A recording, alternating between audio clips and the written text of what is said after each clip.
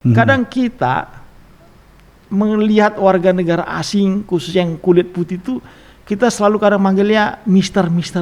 Yeah. Kita nggak tahu dengan frase Mister itu menempatkan dia itu lebih tinggi dari kita.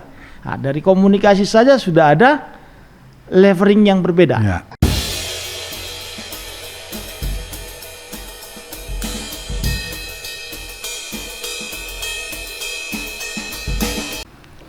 Back to Case Close. Kembali Case Close hadir di channelnya pada edisi ke-64 yang pada saat ini mengambil topik tentang dari pemulung, pengusaha hingga PSK bule ada di Bali. Topik yang menarik kalau dilihat dari tatanan kata-kata dan bahasa. Bintang tamu kami, tim redaksi mengundang kembali narasumber yang sudah pernah tampil di Case Close ini, yang cukup wise. Beliau tidak lain dan tidak bukan adalah Kakanwil Wilayah Kemenkumham Bali, Bapak Angyat Napitupulu. Selamat siang Pak Angyat. Selamat siang Pak. Terima kasih atas kehadirannya di Case Close yang semoga apa yang kita bicarakan pada hari ini memberikan pemahaman lebih tentang kondisi-kondisi kekinian, terutama menyangkut orang asing akhir-akhir ini. Memang banyak sudah dibicarakan sebelum ini, waktu pandemi sempat kita bahas juga tentang para wisatawan asing yang ke Bali melakukan tindakan-tindakan yang tidak sesuai dengan budaya dan adat di Bali. Tapi untuk sekarang ini, apa yang paling menyibukkan Pak Angyat sebagai salah seorang Kakanwil yang membawahi Yanma dan ada divisi imigrasi, divisi PAS. Nah, yang mana paling menarik perhatian bagi seorang Kakanwil? Menarik dalam artian menjadi pemikiran, ikut menjadi pemikiran seorang pemimpin terhadap subsistem yang ada di bawahnya. Yang mana Pak Angyat? Baik, sebelumnya selamat siang Pak Ahmad. Ini senang sekali saya kembali berada di studio Case Close. Ini studio yang luar biasa bagi saya. Terkait dengan kesibukan saya saat ini sebagai Kakanwil Kemenkumham Bali, dari yang Bapak sampaikan, semuanya itu menarik perhatian saya. Karena saya tidak bisa membagi-bagi interest saya, lebih interest ke A, ke B, ke C. Semuanya menjadi atensi saya. Tetapi ya memang tidak bisa dipungkiri karena ekspektasi publik terhadap Kumham khususnya di Bali akhir-akhir ini demikian luar biasa. Yang mana ini dimulai dengan demikian maraknya pemberitaan di media sosial tentang keberadaan warga negara asing yang ada di Bali. Dengan segala tingkah lakunya dan segala faktanya yang ada di Bali. Terus dalam kaitan yang marak sekarang itu kan ada sebuah kebijakan, usulan tentang hal-hal tertentu dari pemerintah lokal atau pemerintah daerah. Salah satunya yang menjadi menarik,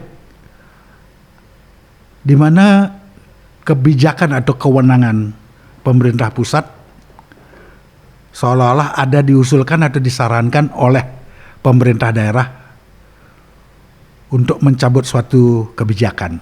Nah, menurut Pak Angyat sebagai Kanwil Hukum dan HAM yang merupakan perpanjangan tangan Menteri Hukum dan HAM di daerah,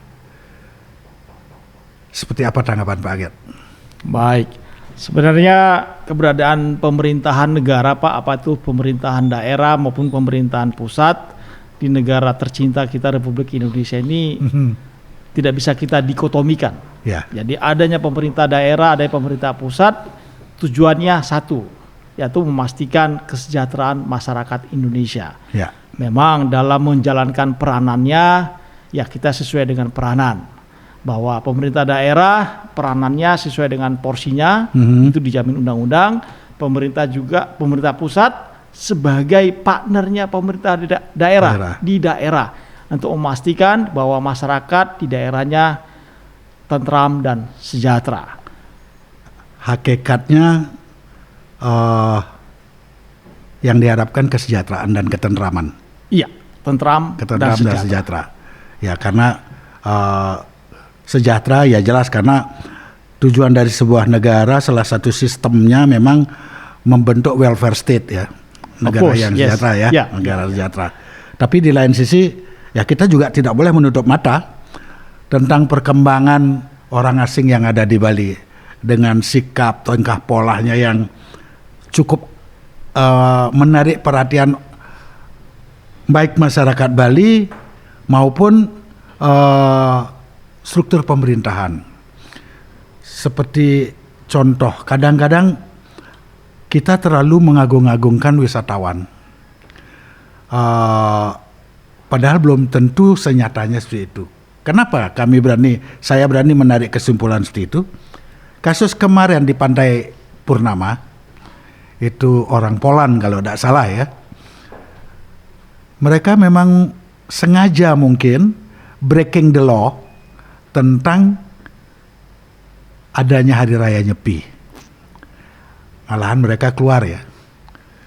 Ternyata di sana bukan soal apa sebenarnya, karena kehabisan bekal, ya kan? Nah, kalau seperti ini keadaannya, keberadaannya,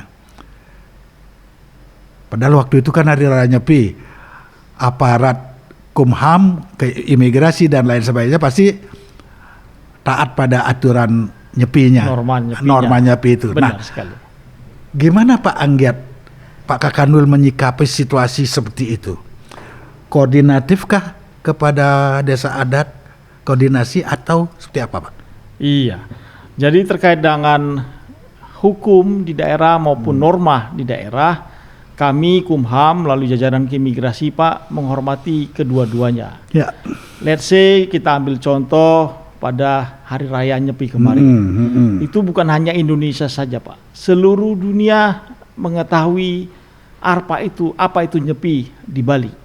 Kalau kita lihat bahkan semua penerbangan dari negara mana saja stop dalam waktu 36 jam, no flight to Bali.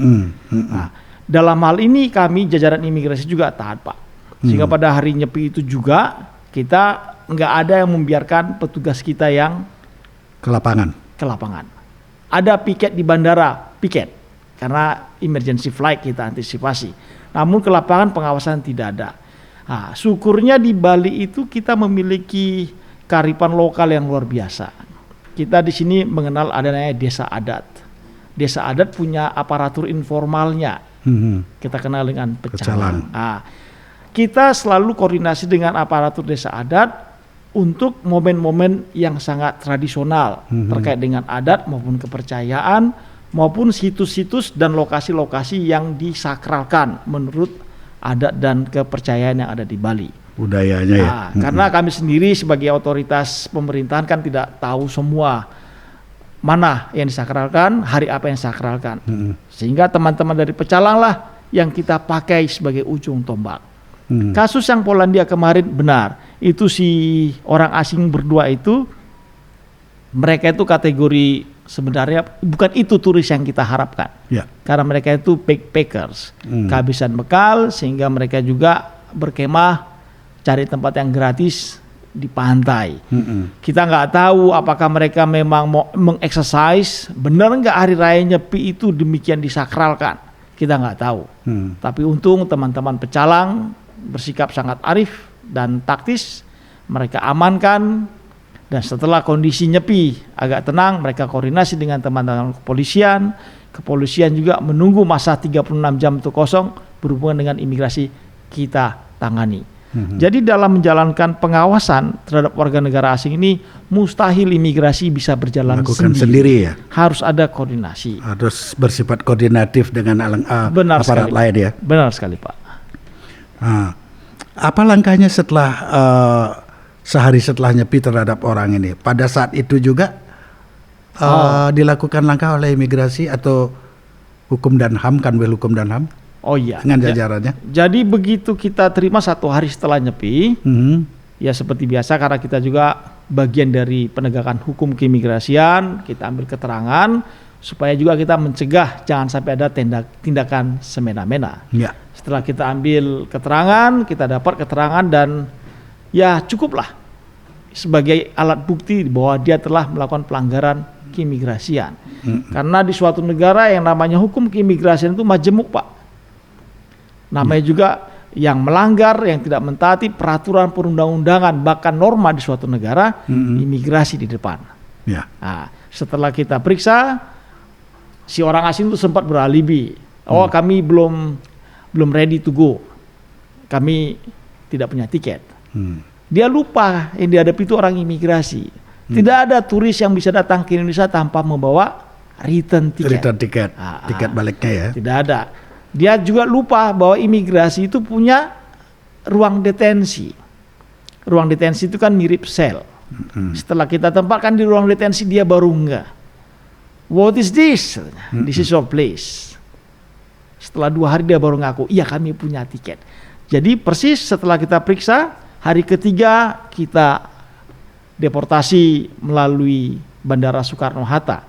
Karena saat itu penerbangan yang langsung ke Polandia, kebetulan dia tinggalnya bukan di Warsawa, dia tinggalnya di Krakow. Jadi dari Warsawa terbang lagi ke Krakow, ya terpaksa dari Bali kita kawal ke Soekarno-Hatta, Cengkareng, baru dia terbang ke negaranya. Nah, return tiket dia punya dari Denpasar dibawa ke Cengkareng. Pembiayaannya sudah apa, Pak? Untuk peraturan keimigrasian di Indonesia, Pak, proses pendeportasian warga negara asing masih menjadi beban yang bersangkutan untuk tiket. Beban yang bersangkutan. Iya. Kalau tidak ada perwakilan negaranya, jika tidak ada keluarganya di Indonesia atau kerabatnya jika ada. Jika tidak ada, ya di ruang detensi, Pak. Makanya berdasarkan Undang-Undang Keimigrasian, imigrasi itu bisa menempatkan warga negara asing di ruang detensi selama 30 hari, kemudian bisa dipindahkan ke rumah detensi 10 tahun, Pak. Itu berarti undang-undang menjamin. itu nilai imperatif dari peraturan perundang-undangan imigrasi ya, keimigrasian. Iya, Pak. Artinya setiap orang siapapun dia, Pak. Setiap warga negara asing. Kita membuat pembandingan.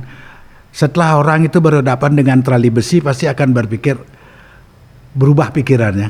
Yang By awalnya nature. ngotot ya. Iya. Ya. Itu umum. Nah, ini Pak, orang asing itu kelihatannya merasa datang ke Bali hampir sekian puluh persen merasa dirinya lebih tinggi derajatnya dari orang Bali atau orang lokal. Apakah kejadian-kejadian sekarang ini karena faktor egonya merasa lebih superior dengan orang lokal, atau karena kecanggihan teknologi handphone sekarang setiap kegiatan ada yang begitu viral. Apa sebenarnya fenomena apa ini, Pak? Fenomenanya sangat kompleks, Pak. Memang kalau kita lihat dari sejarahnya ya, saudara-saudara kita dari ras tertentu, Kaukasian, Eropa, gitu kan, ngelihat kita ini kan dari dulu sepertinya lower, kaum terjajah ya, lower than them, kan, merasa dipandang lebih rendah dari dia. Kita sendiri juga harus introspeksi diri. Kadang kita melihat warga negara asing, khusus yang kulit putih itu, kita selalu kadang manggilnya Mister. Kita nggak tahu dengan frase Mister itu menempatkan dia itu lebih tinggi dari kita. Nah, dari komunikasi saja sudah ada leveling yang berbeda. Nah, itu menjadi faktor pertama mungkin membuat wisatawan asing itu sepertinya di tempat kita ini, di Bali ini kayaknya ditempatkan lebih terhormat. Kedua, sehubungan dengan kemajuan teknologi sekarang, kita masyarakat Indonesia itu lebih milih apa yang saya lihat, saya rekam, saya beritakan saja, karena saya tidak perlu bertanggung jawab. Begitu kesannya. Ya. Daripada nanti saya laporkan ke aparat penegak hukum, khawatir nanti aku tanya jadi saksi, ditanya identitasku, tahu alamatku. Jadi sangat kompleks, Pak. Andaikan kita juga pemilik media sosial, pemilik handphone, oke, kita rekam, tapi jadikan alat bukti. Datang ke aparatur penegak hukum. Ini nih ada warga negara asing, nggak tahu dia kemana sekarang. Ini ada kegiatannya. Silakan ditindaklanjuti. Yang melapor nama saya ini. Pasti Pak, yang menerima laporan udah terbeban Pak. Waduh, ini yang lapor serius ini. Ngasih nama lengkap dengan alat buktinya. Aparatur Pak pasti bekerja Pak, ngejar. Tetapi kalau rekaman kegiatan itu diviralkan begitu saja, kita nggak tahu Pak. Nama saya di media sosial, saya nggak pernah pakai nama sebenarnya. Nah, oke, kita kejar IP address-nya. Ada kadang IP address-nya nggak tahu di mana Pak. Jadi aparat penegak hukum juga mengorek-ngorek informasinya butuh waktu. Coba langsung lapor, cepat bertindak. Nah, demikian juga si orang asing, kalau kita cepat melapor, mereka baru sadar. Wah, antara saya si kulit putih dengan mereka si kulit sawo matang seperti kita ini sudah equal. Karena pengetahuan, pemahaman mereka sama seperti pemahaman kita. Ada kalanya kita lebih dari mereka. Ya. Cuma kita yang membuat diri kita lebih rendah seperti ya. ini. Nggak tahu apakah kita salah mengartikan rendah hati atau kadang kita menggunakan kerendah hatian kita menjadi lebih terpuruk. Demikian menurut pendapat saya. Oh Pak. gitu ya. Oke, berarti itu pemahaman dari sosial media dan bentuk pelaporan kan gitu. Iya Pak. Nah, kesimpulannya kalau dari proses itu berarti law enforcement belum berjalan secara maksimal. Kesadaran masyarakat pun belum memahami apa yang harus dilakukan terhadap handphone atau rekaman itu. Seolah-olah bagi mereka yang merekam menganggap itu sudah berbuat. Padahal sebenarnya bisa saja apa yang direkam itu kontraproduktif dengan tujuan atau cita-cita hukum. Bisa terjadi seperti itu. Contohnya begini. Ada suatu kejadian, dia rekam, masyarakat merekam, tapi dia isi tagline yang tidak sesuai dengan fakta. Sehingga ini menarik perhatian, menjadi viral. Sering terjadi seperti itu. Sering terjadi. Padahal ini mempengaruhi kinerja atau law enforcement terhadap penegakan hukum terhadap kejadian ini. Nah, ini sebenarnya apa kita perlu mensosialisasi lagi lebih banyak kepada masyarakat agar tahu bukan sekedar hanya upload, bukan sekedar hanya merekam bahwa itu sudah melakukan, tapi penegakan hukum yang benar itu mereka mungkin belum paham ya Pak Anggiat ya. Iya. Ya. Jadi soal sosialisasi memang merupakan kata kunci yang nggak perlu kita pakai kapan berakhirnya. Sosialisasi ini Pak harus masif dan berkesinambungan. Dan ini ya terkait dengan warga negara asing, saya rasa sosialisasi ini harus dilakukan bukan hanya jajaran Kemenkumham melalui imigrasinya, tapi ada aparat penegak hukum lainnya. Dan terkait lintas sektoral ya. Lintas sektoral. Khususnya terkait pariwisata. Pariwisata di Bali yang penerima benefit pertama sekali siapa? Itu dulu supaya benefitnya lebih maksimal, bersosialisasilah. Ini daerah saya punya kasana seperti ini, perlu dihormati seperti ini. Oke, you come here, I give you here, you enjoy this life. Oke, maksimal. Tetapi kalau kita memainkan peranan kita masing-masing secara independen, tidak bersinergi, tidak berkolaborasi, ini Pak yang Bapak bilang tadi, sepertinya law enforcement-nya tidak maksimal, tidak berjalan. Tidak maksimal. Padahal berjalan, tapi kelihatannya kan masing-masing. Nah, saya makanya suka sekali kemarin waktu penegakan hukum yang kasus Polandia. Ini sebenarnya contoh yang sederhana arti sinergitas. Pecalang menggunakan peranannya sebagai aparat penegak hukum adat, agama. Dia gunakan peranannya.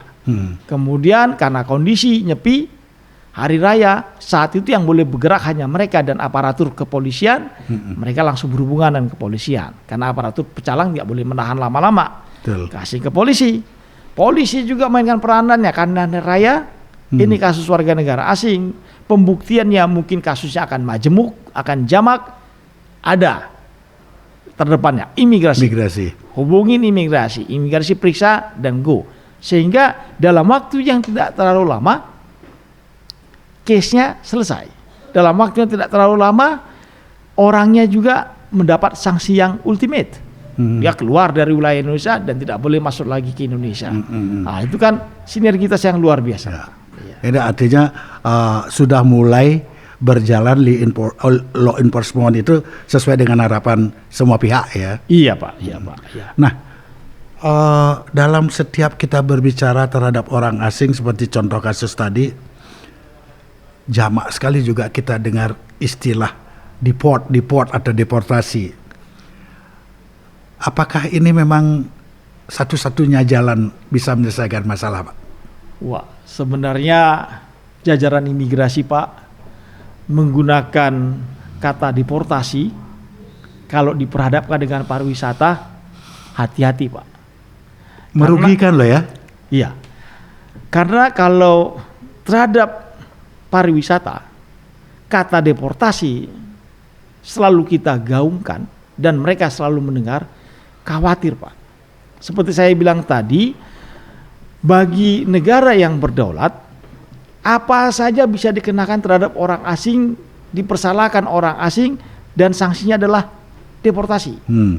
Sekali terdeportasi Pak, bagi negara tertentu ada Pak hukumnya Pak. Contohnya saya ingat tahun 90-an, kalau warga negara Timur Tengah itu kita deportasi sampai negaranya dihukum juga Pak. Double. Sementara di kalangan masyarakat sosial komunitasnya dia akan dicap, wah orang ini kurang kredibel, tidak bisa menghormati hukum di negara orang. Jadi meskipun deportasi itu adalah alat penegak hukum yang paling optimal dan maksimal bagi keimigrasian di Indonesia dan seluruh dunia, tapi kalau kita perhadapkan dengan dunia pariwisata, kita harus wise. Kita berhati-hati, harus lebih berhati-hati ya menggunakan istilah benar, itu ya. Pak. Iya.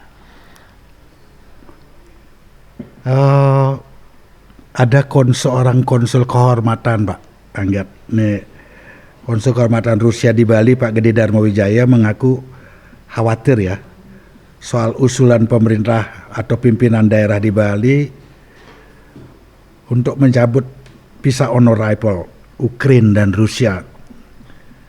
Sejatinya kekhawatiran yang berlebihan karena semua itu ditentukan pemerintah pusat seperti bahasa kita tadi. Bahwa kan pusat kan penentuan kebijakan itu. Tetapi WNA tidak semuanya paham hal itu. Pasti dia tidak ngerti bahwa itu kebijakan daerah atau kebijakan pusat. Menurut Bapak bagaimana sebaiknya kita menyikapi situasi ini? Baik Pak, sehubungan dengan adanya wacana dan bukan jadi wacana ya, sudah jadi kenyataan. Ada usulan dari Pak Gubernur agar dua negara itu di-excluded dari fasilitas visa on arrival. Bagi warga negara asing Pak, kekhawatiran itu tetap ada dan itu make sense karena mereka melihat yang mengusulkan adalah seorang gubernur. Apalagi di beberapa negara itu gubernur kan powerful Pak. Mereka juga tahu bahwa mengenai visa itu adalah bicara nasional, keputusan di pusat. Tapi khawatir, ya tetap khawatir, sehingga apa yang disampaikan oleh konsul kehormatan Rusia itu benar Pak. Kekhawatiran itu dia harus menyampaikan itu Pak. Karena dia menyambung apa yang menjadi khawatir calon-calon turis dari Rusia yang mau ke Bali. Karena otomatis ya kita tahu bahwa visa on arrival itu fasilitas. Visa on arrival itu salah satu bentuk layanan yang dilakukan oleh pemerintah pusat untuk meningkatkan kunjungan pariwisataan suatu daerah. Contohnya Bali. Oke. Dan banyak negara berharap negaranya merupakan objek dari visa on arrival itu. Karena satu sisi pas secara psikologis kalau negara kita menjadi objek dari visa on arrival, berarti kredibel negara kita diakuin. Baik. Nah, tiba-tiba sudah baik diusulkan untuk dicabut. Waduh, ini ada Ada presis ke negara yang hilang ya? Ada, iya Pak. Bagaimana dengan warga negaranya? Nanti warga negaranya, look, negara kita dipandang seperti ini nih. Lihat, kami mau kemana lagi? Oke, kalau memang begitu, kami pilih aja negara lain. Ya kan, mereka sudah mengancam. Saya lihat di media sosial kemarin. Oke, we will spend our money in Pattaya, in Thailand, in Kuala Lumpur. Sebenarnya ini warning juga bagi kita ya. Jadi warning, jadi semacam saling gertak menggertak. Ya, betul, kan? betul. Tapi kembali, kalau kita memandangnya demi kedaulatan, apa yang diusulkan itu boleh, sah. Tapi kalau kita mempertimbangkan hal yang lainnya, kita harus bijaksana Pak, mempertimbangkan jangka panjangnya. Ya. Demikian Pak. Ya. Itu konsul Rusia ya, kehormatan Rusia. Yang Ukraina ada nggak menyampaikan petisi atau pendapat kepada pemerintah Indonesia tentang pencabutan FOA ini? Kedutaan besar Ukraina Pak di Kedutaan Jakarta malah langsung berbicara. Yang mulia duta besar Ukraina langsung bilang dia tersinggung sekali kalau negaranya dicabut dari visa on arrival. Kembali Pak, seperti saya bilang tadi kan, negara kita masuk visa on arrival saja di suatu negara, bangganya luar biasa kita Pak, karena kredibel negara di situ. Nah, sementara kan kita maksudnya membantu suatu kawasan daerah untuk pariwisata naik. Ya kembali, supaya visa on arrival ini maksimal sesuai dengan tujuannya, ya seluruh aparat yang ada di daerah itu bersinergi, berkolaborasi. Karena nggak bisa kita mengandalkan satu institusi, kita lipat tangan menunggu yang lain juga berbuat sekedarnya saja, yang lain juga hanya mengajak masyarakat peduli, tapi mana konkretnya ya? Konkretnya. Contoh simpel seperti tadi, momen Hari Raya Nyepi kemarin, itu sudah momen yang terbaik Pak. Ya. Momen yang paling indah menurut saya, bagaimana sinergitas kita di Bali. Ya, di Bali. Norma berjalan dengan baik. Posisi norma itu kita hormati sama seperti hukum positif. Sehingga lihat, dua Polandia itu tidak bergeming Pak. Kita deportasi, bukan hanya deportasi, kita blacklist Pak. Tidak boleh masuk ke Indonesia. Wah ya? Iya Pak. Berarti cukup bergetarlah sebenarnya suasana atau isu-isu deportasi, isu-isu POA ini ya. Iya Pak. Ada isu seksi juga ini sebenarnya berkaitan dengan keberadaan orang asing di Bali ya. Pelarangan penyewaan sepeda motor. Nah, menurut Pak Anggiat cukup pas enggak kebijakan seperti untuk itu? Di satu sisi kan pariwisata ini mempunyai dua mata pedang nih. Iya. Satu, penghasil devisa. Selain itu ada juga yang tidak sesuai dengan harapan penerima. Iya. Masyarakat Bali katakanlah begitu. Nah, bagaimana Pak Anggiat berpendapat tentang pelarangan seperti melarang untuk menyewakan motor seperti itu? Oke, baik Pak.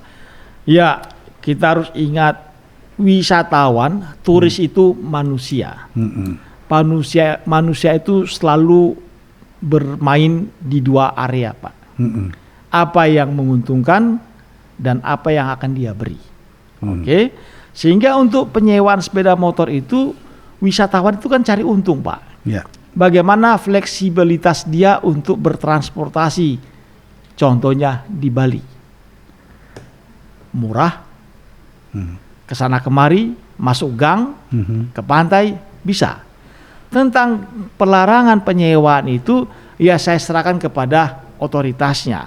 Apakah sudah ada regulasi tentang penyewaan, siapa yang boleh menyewakan dan siapa yang boleh menyewa? Ya serahkan, saya kembalikan kepada otoritas. Kepada regulasi. Benar, yang mempunyai Pak. Kompetensi terhadap itu ya. Iya Pak. WNA juga atau para tamu yang datang di Indonesia kadang-kadang ada hal yang dipergunakan untuk komoditi atau kepentingan tertentu. Contoh ada ketakutan, entah ini persaingan bisnis atau apa ya, menyebutkan bahwa ada kampung ini di sini, ada kampung ini di sini, ada kampung orang asing model gini. Itu sebenarnya apa sih penyebabnya seperti itu? Kalau kita berbicara kampung itu kan komunal dia ya, banyak orang ya. Artinya itu menyangkut terhadap aset, kepemilikan aset. Menurut Pak Kakanwil ini logis nggak statement ini? Karena kita kan tahu bahwa orang asing itu tidak segampang itu untuk memiliki tanah di Indonesia. Itu ada di dalam peraturan hukum agraria, jelas itu. Iya. Kalau tidak salah di pasal 15 ada menyebutkan orang asing kecuali dia membuat PT ya, PT PMA. Nah seperti apa Pak? Baik. Jadi perlu kita camkan bersama Pak. Negara Republik Indonesia ini adalah negara yang berdaulat. Ya. Kampung itu dalam terminologi administrasi kenegaraan kita, kampung itu bagian dari pemerintahan yang paling rendah ya. Ya. Ada RT RW, ada lagi kampung. Nah, jadi di kacamata Kementerian Hukum dan HAM nggak ada Pak di negara Republik Indonesia ini kampung asing. Semua kampung itu adalah di bumi pertiwi Republik Indonesia. Yang ada area tertentu dimiliki oleh pribadi tertentu warga negara Indonesia, dia menyewakan ke warga negara asing tertentu karena menjual kenyamanan, menjual privasi, dan menjual yang lain-lainnya. Contohnya, ya di Bali itu tidak menutup mata Pak. Di daerah Ubud itu ada orang kaya, punya lahan luas, dia membangun beberapa villa. Villanya itu disewakan oleh warga negara asing tertentu. Warga negara asing ini juga sama seperti kita Pak, orang Indonesia. Kita kalau keluar negeri, ke Amerika contohnya, ke Australia contohnya, kita akan betah berada di satu tempat kalau kita berada di tengah-tengah orang Indonesia juga. Ya, yang bisa ajak komunikasi. Ajak ngomong, ajak canda, ajak gurau, ajak berkelahi kecil-kecilan juga. Nah, sehingga orang asing juga sama. Nah, sampai di sini di kawasan villa tadi, dia tahu bahwa warga negaranya ada di situ. Dan warga negara tadi juga mungkin mengundang temannya. Ayo teman-teman yang mau ke Bali jangan khawatir, saya ada di kampung ini. Nah, kita melihatnya dari luar, wah kawasan itu udah banyak warga negara A, wah itu kampungnya A. Sehingga muncullah frase-frase branding tadi, ada kampung asing di Indonesia. Tidak ada Pak. Kembali, dalam administrasi negara, kampung itu bagian dari pemerintahan yang paling rendah. Berarti itu bagian dari kedaulatan. Yang adalah kawasan tertentu, kawasan privat yang dimiliki warga negara asing, yang warga negara Indonesia tetapi mungkin penyewaannya oleh warga negara asing. Perlu dicamkan juga bahwa individu warga negara asing belum boleh memiliki properti di Indonesia. Ya, individu. Tapi kalau warga negara asing memiliki badan hukum, memiliki badan usaha, badan hukum atau badan usaha itulah yang boleh memiliki properti sesuai dengan kategorinya. Apakah hak guna dan sebagainya. Jadi kembali Pak. HGU apa HGB ya?